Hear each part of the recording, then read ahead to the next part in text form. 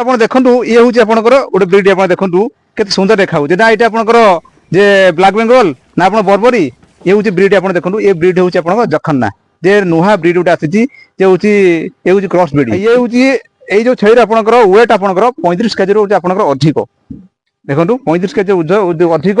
ଇଏ ହଉଛି ଦେଖନ୍ତୁ ତ ଏହା ବାବଦରେ ମୁଁ ଆଲୋଚନା କରିବି ଦେଖନ୍ତୁ ଏଇ ସବୁ ସେଇ ସବୁ ବ୍ରିଡ୍ ଆପଣଙ୍କର ଅଛି କେତେ ଆପଣଙ୍କର ଅଛି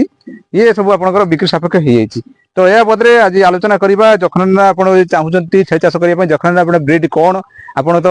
ଜାଣିଛନ୍ତି ବ୍ଲାକ୍ ବେଙ୍ଗଲ ବର୍ବରୀ ସବୁ ଜାଣିଛନ୍ତି କିନ୍ତୁ ଓଡ଼ିଶାରେ ଇଏ ନୂଆ ବ୍ରିଡ୍ ଆପଣଙ୍କର ଆସିକି ପହଞ୍ଚିଛି ଦର୍ଶକଠୁ ଆଜି ପହଞ୍ଚୁଛି ଆପଣଙ୍କର ଭଦ୍ରକ ଜିଲ୍ଲାର ଆପଣଙ୍କର କୋଠାରରେ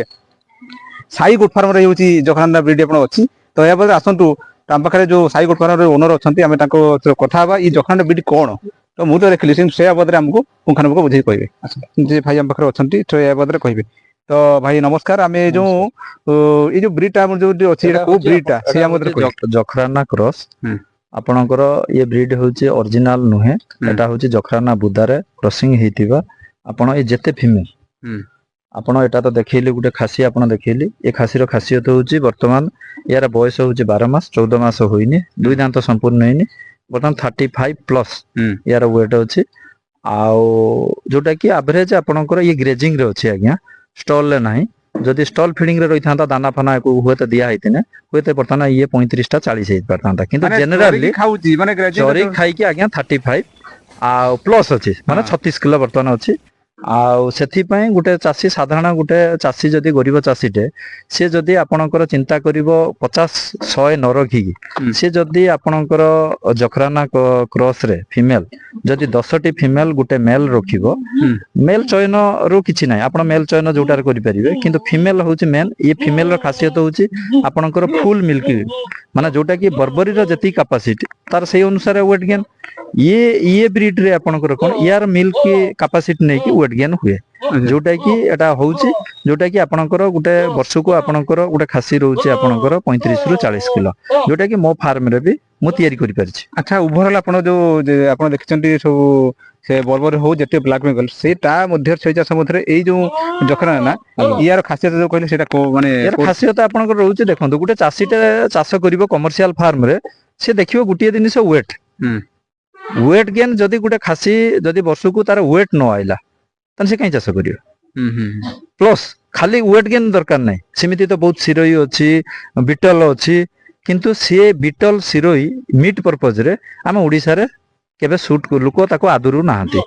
କିନ୍ତୁ ଆମ ଓଡ଼ିଶାରେ ଗୋଟିଏ ଲୋକ ଆପଣ ଆଦରୁଛନ୍ତି ଯେ ଯୋଉଟା କି ଗୋଟେ ବର୍ବରୀ ଯେହେତୁ ଆପଣ ବ୍ଲାକ୍ ବେଙ୍ଗଲ କ୍ୟାଟେଗୋରୀ ସିଏ ଆପଣଙ୍କର ବ୍ଲାକ୍ ବେଙ୍ଗଲ ଠୁ 10ରୁ 15 କିଲୋ ଏକ୍ସଟ୍ରା ଆପଣ ବର୍ଷକୁ ଆମେ ପାଉଛେ ୱେଟ୍ ଗେନ୍ ଇଏ ବ୍ଲାକ୍ ବର୍ବରୀ ଠୁ ଇଏ ଆମେ ଏକ୍ସଟ୍ରା ଆହୁରି 10 କିଲୋ ପାଇଲେଣି। ଆଚ୍ଛା ଏଇ ଯୋଉ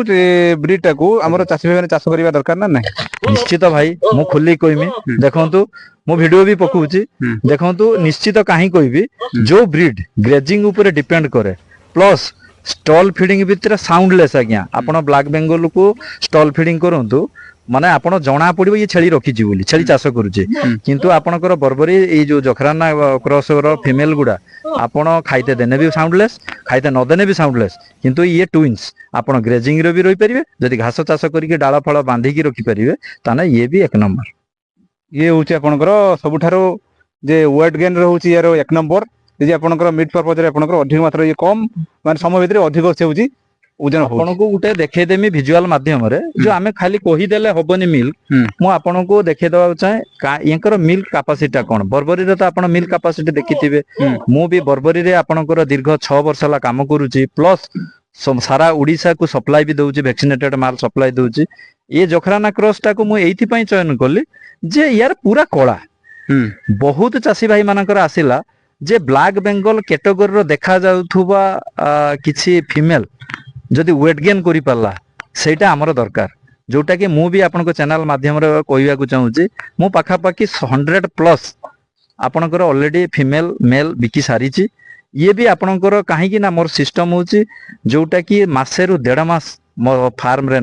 କ୍ଲାଇମେଟ ସେଟିଂ ନହେଲେ କୋଉ ଭାଇ ମାନଙ୍କୁ ମୁଁ ଦିଏ ନାହିଁ। ଆଚ୍ଛା तो ए बाबदरे तो आगामी दिन में पूरा एक फुल भिडियो भी आनिबा जे जखना आपण ब्रीड आपण कोन या बाबद रोग बाबद डिटेल में आलोचना करबा तो सम्यक सूचना भी आलोचना कलु जखना आपनकर तो छेଳି चाष आपनकर सतर कोन लाभ दउची ए ब्रीड कोन तो से बाबद में ए भिडियो आलोचना कलु दर्शक बंधु मो भाबुछि भी आजिकार जो ए जो नुवा ब्रीड बाबद देखि जानि परथिबे जदि आपण माने ए सुद्धा चैनल अछंती हम सब्सक्राइब करंतु एवं ए गुरुत्वपूर्ण अपडेट को अन्य मानक शेयर करंतु दर्शक बंधु रहिली नमस्कार जय जगन्नाथ।